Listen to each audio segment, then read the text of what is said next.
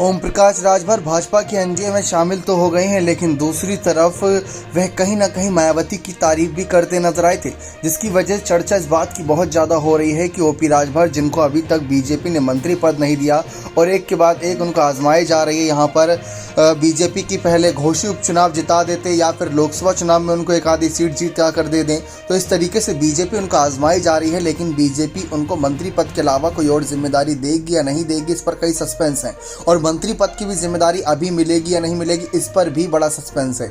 लेकिन इस बीच ओम प्रकाश राजभर ये साफ कर चुके हैं कि अखिलेश की सपा के साथ तो वह नहीं जाने वाले, क्योंकि अखिलेश की समाजवादी पार्टी एक डूबता जहाज बन चुके, जिससे कई नेता साथ छोड़कर अभी हाल ही में सपा छोड़कर सुभाषपा में शामिल हुए थे। ये चौंकाने वाली बात थी, लेकिन ये हकीकत थी। और दूसरी तरफ जो प्रसपा पार्टी में शामिल नेता थे, वह भी कुछ सुभाषपा या भाजपा की तरफ गए थे।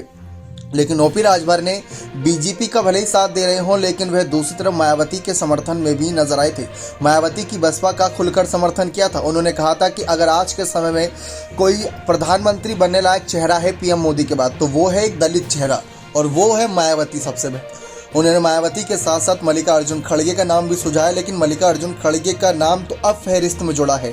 मायावती तो काफ़ी लंबे समय से इस बात का इंतजार कर रहे कि कब वह प्रधानमंत्री बने और कब पिछड़ों कहीं न कहीं अन्य दलों के लिए काम करती नजर आए, लेकिन मायावती को वो मौका नहीं मिल पा रहा। तो ओम प्रकाश राजभर जैसे दल हैं जो अब भी मायावती के लिए काफ़ी कुछ समर्थन रखते हैं, लेकिन दूसरी तरफ ओम प्रकाश राजभर, जैसा कि आप जानते हैं, बीजेपी के साथ मिले हुए हैं, अच्छे तरीके से मंत्री पद की उम्मीद रखे हुए, लालसा रखे हुए हैं। लेकिन दूसरी तरफ वह जानते हैं मन ही मन कि अगर काफ़ी हद तक कहीं ना कहीं मायावती इंडिया अलायंस में शामिल होती हैं, तो मायावती से बेहतरीन चेहरा प्रधानमंत्री के लिए समय कोई और नहीं।